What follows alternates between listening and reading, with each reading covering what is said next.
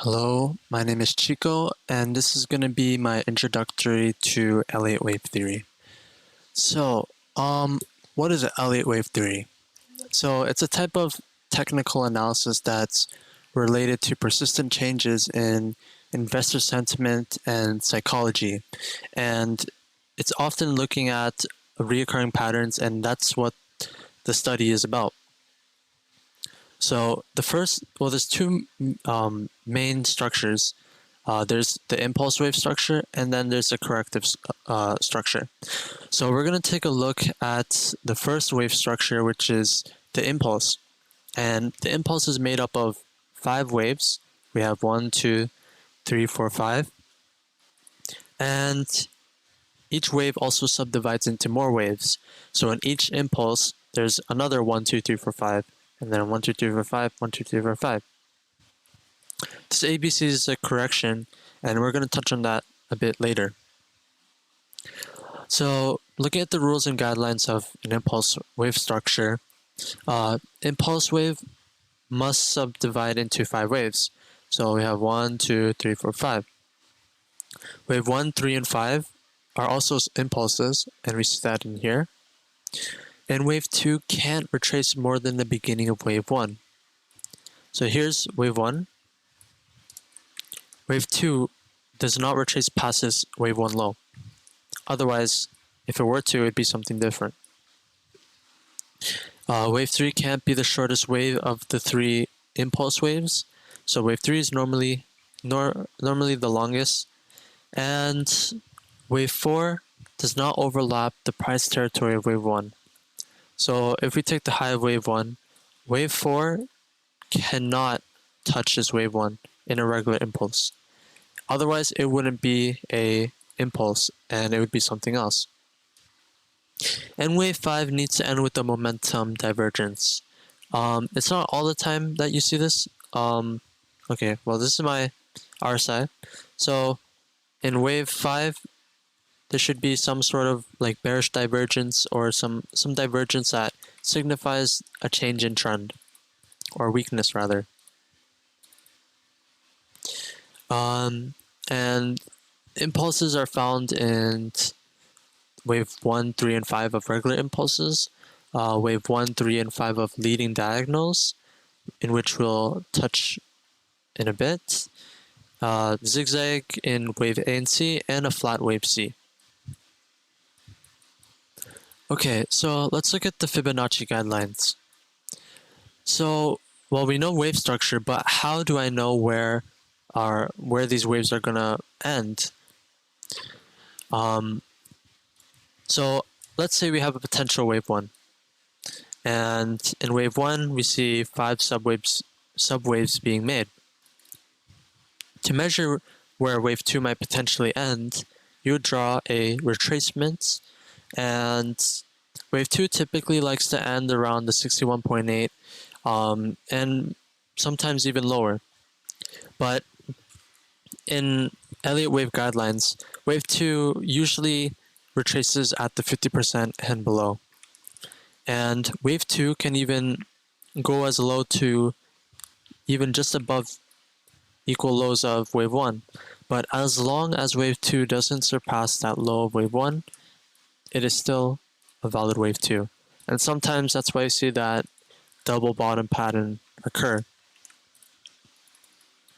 And to measure wave 3, you would draw an extension from the start of wave 1 to the end of wave 1 to the end of wave 2. Something like this. And wave 3 typically likes to end around the 161.8% fib level. But wave 3 can even go beyond that, as long as it's the longest wave in the wave structure. Or rather, not the shortest. And to measure wave 4, you would draw a retracement from the start of wave 3 to the end of wave 3. And wave 4 typically likes to end around the 23.60% down to the 38.2%. And rarely do you ever see, or I guess in high leverage markets, and especially in a bear market, we tend to see deeper retraced wave forwards, and they could even go down to the 50%. And in Elliott Wave Guidelines, they say, okay, your invalidation level would be this 50%. Well, I mean, sometimes that's the case. Your true invalidation would be the high of wave 1, because in the impulse rules, wave 1 cannot overlap wave 4 cannot overlap wave 1. So that would be your true invalidation, rather than this 50%. But then again, it is also a guideline. And to target wave 5, I like to have this inverse Fibonacci level, which is a known algo level on Bitcoin, meaning that's typically where algo bots like to buy or sell at, and that's how you target wave 5. So you'd just draw the same retracement of wave 3 and have this fib level. There's also a relation with wave 1 and 5, where wave 1 is the same length as wave 5. So that's also another guideline. And I guess in these two examples, you see that they're in parallel channels. Well, that's because impulses, they like to follow channels. And typically how you channel, like another method of projecting impulse waves is the channeling method, where, okay, once you have a potential 1, 2, like let's say you have 1, 2, 3, 4, 5, and you have that deep retracement with a 3-wave pullback, you draw your channel from the low, and you'd have something like this. And rarely do you ever get a very nice channel on your first go. So you'd have something called a preliminary channel. So this is like the beginning channel of a potential impulse. And wave 3 would have some sort of breakout like that. And then wave 4 would be the retest, and you have something like that as an impulse. Well, once you have that wave 3 target and a wave 4, you delete your preliminary channel, and that's where you draw your secondary channel from the high of wave 1 to the high of wave 3 to the low of wave 2 and low of wave 4.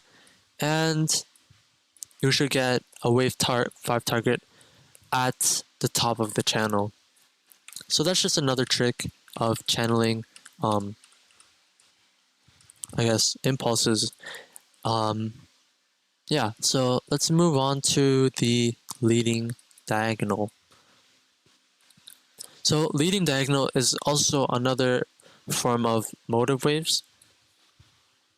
Okay, I forgot to mention, so there's two types of waves. There's impulse and correction. Well, impulses and leading diagonals, they're also motive waves. So I guess I should say motive and correction. So motive waves are waves that make progress, and corrections are essentially pullbacks. So leading diagonal is made up of 5 waves. So we have 1, 2, 3, 4, 5. But as you can see, it doesn't take the same shape of an impulse, and it kind of breaks the rules of a standard impulse. So that's why it's called the leading diagonal. So in the guidelines and rules, in an expanding leading diagonal, wave 1 must be shorter than wave 3. So we have that here. Wave 1 is shorter than wave 3. Wave 3 must be shorter than wave 5, and we have that. And the 1, 3, and 2, 4 trend lines must diverge, meaning if I were to draw a trend line from 1 to 3 and 2 to 4, the trend lines must be facing away from each other, and that's kind of what gives it that expanding diagonal look.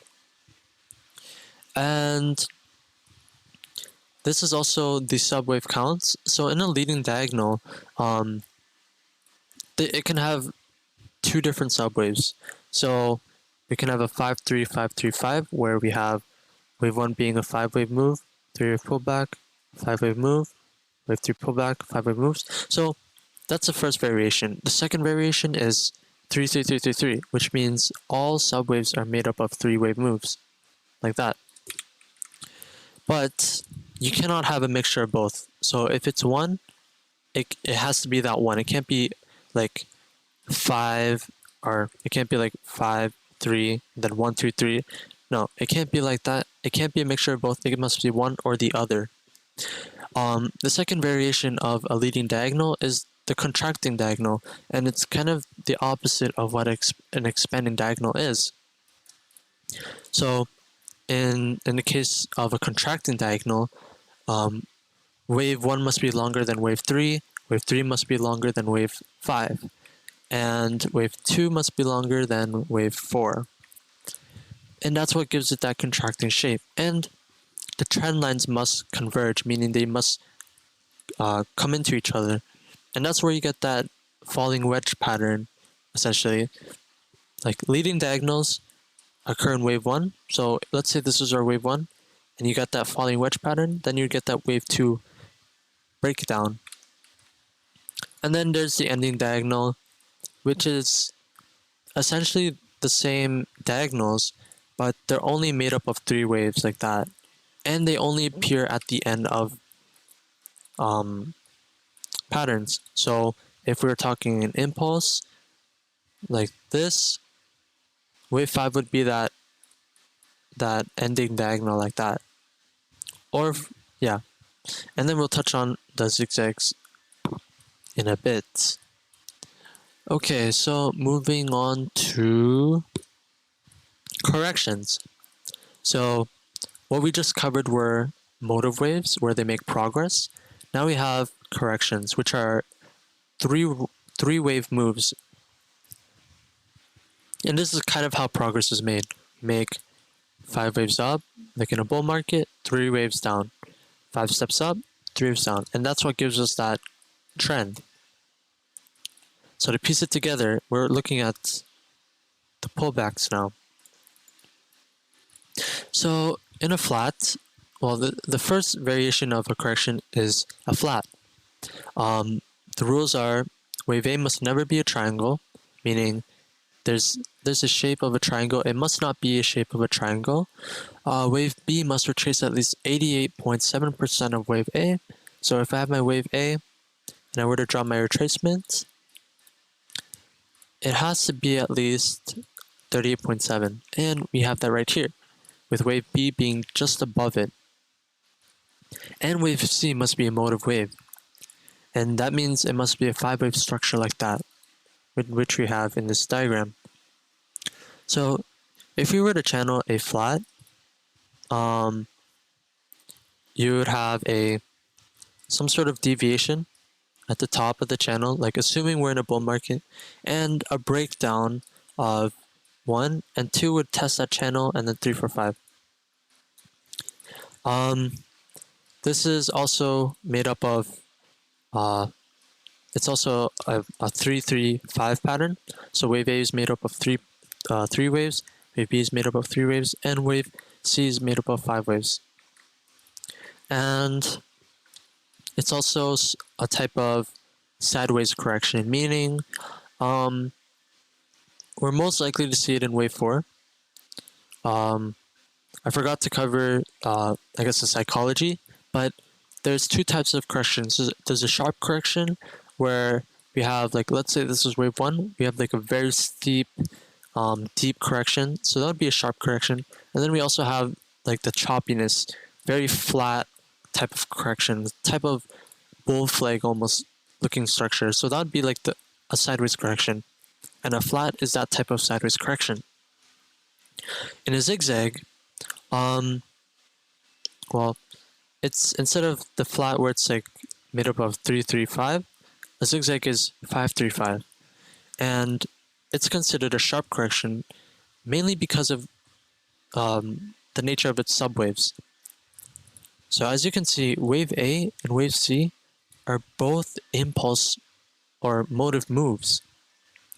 And as we know with motives is that they are 5-wave structures, and that means we're moving down more. And if we were to channel it, wave B must never pass the origin of wave A. So if this was the beginning of wave A, wave B cannot surpass that. Otherwise, it would most likely be a flat, where we have B surpassing wave A, or at least we're tracing very steeply. And then wave C is also an impulse, and wave A and wave C usually have a 1-to-1 ratio. So the length is likely going to be the same. So that's a zigzag. But then there's also a few more corrections, but one of them is a triangle correction. So in the rules, it states that wave A must never be a triangle. So in Elliott Wave, you don't often see this, but we have an A, B, C, D, E. And this is used for labeling triangles. So there are two types of triangles. There's the one that we're most often familiar with is the contracting triangle. And usually we see like a breakout like that. So a triangle is also another type of contracting pattern. And in a valid triangle, each leg should be getting smaller and smaller. And wave E must never surpass C, and wave C must never surpass A. And then D cannot surpass B in a contracting triangle. And if we were to play this, you have your entry right at the end of wave E, your stop loss right at C, and you'd be playing for potentially what would be wave 5, if you're assuming you're in an impulse. And then there's a second variation where it's like the expanding triangle. So it's like an inverse triangle, and it has like the opposite rules of what would be contracting. So this would be a diverging type of pattern. Okay, so let's move on to the psychology. So let's move on to the impulse structure. So why is it that wave structure behave like this? Well, it has to do with how the structure, is. So at the beginning of this lesson, I stated that wave structure is made up of two structures. It's a motive wave, which is a 1, 2, 3, 4, 5, and a correction, which is a 3-wave pullback. So let's say we've come back from this major 3-wave pullback like this, and we're not aware of any of this. All we see is this move down. How do we know? How do we know if this is not like some sort of fluke and that we're going to make some lower low? How do we know that, why does wave 2 retrace so deep?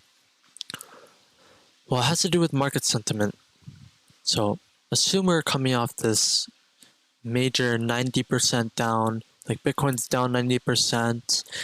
People think, okay, well, this is the end of this asset. Like this is a scam. And you get this preliminary bounce. Well, people are going to think that, okay, we're going to get the same thing as here. We're going to keep going lower and lower. And that's what makes this really steep and deep correction, because the sentiment is still very pessimistic and people won't be buying in. So the strength of buying pressure is not there yet. And then you get some sort of bounce. And we're working on, let's say, wave 3. And okay, well, we get a bounce. Like, what if this is just a fake out? It could just go lower.